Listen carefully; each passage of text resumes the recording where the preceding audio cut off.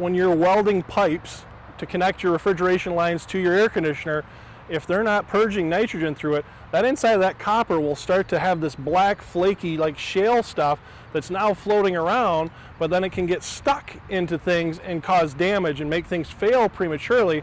So having a contractor that makes sure to do those basics, and then having the right tools to measure to make sure you're getting all the moisture out of the system. We have something called a micron gauge, and we're putting a vacuum pump. Essentially, it's lowering the pressure so we can boil off any water, but making sure you verify that. And it's right, not only do our techs have to do it, we have to prove it. Every job, they have to take a picture and say, it reached this level, because otherwise, if you don't, besides the fact that it might have moisture in the system, which can cause acid, and everybody knows what acid is, and copper, it's bad.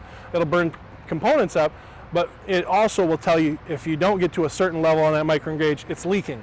So it might not leak out all today, it might not leak out in 5 years, but all of a sudden you start getting a leak and you've lost all this refrigerant. That stuff's like liquid gold these days.